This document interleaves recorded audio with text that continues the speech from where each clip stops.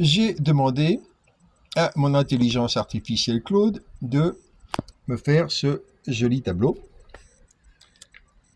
Je l'avais fait en version fractionnaire sur LibreOffice, mais sans les couleurs.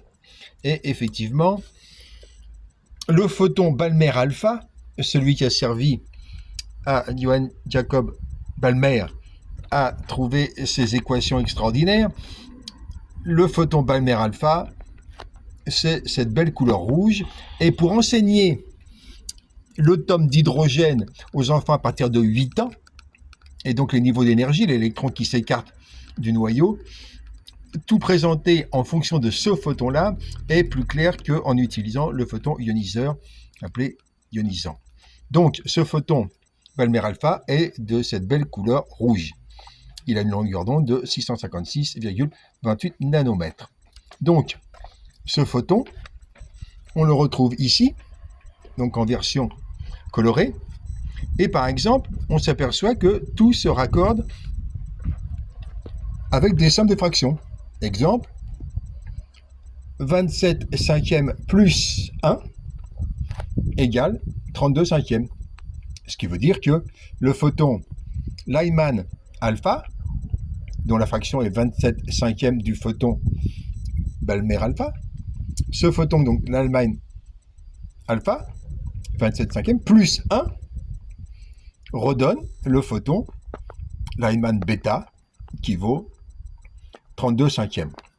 En calcul traditionnel, c'est le fameux 3 quarts plus 5 36e qui est égal à 8 neuvièmes. Mais partir de Balmer alpha, c'est bien plus clair. Et l'ensemble, on les voit ici, tout n'est qu'une somme de fractions.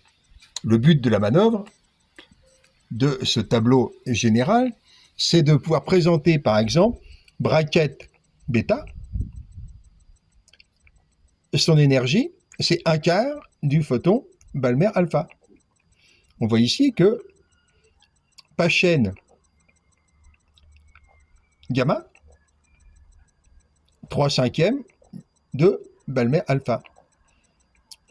En termes atomostiques, ça veut dire que le nombre d'atomos du photon Paschen gamma est 3 cinquièmes du nombre d'atomos du photon Balmer alpha. Le but est une révolution en physique, une nouvelle révolution quantique, c'est-à-dire de tout recalculer en atomos de Démocrite. C'est le but de la manœuvre.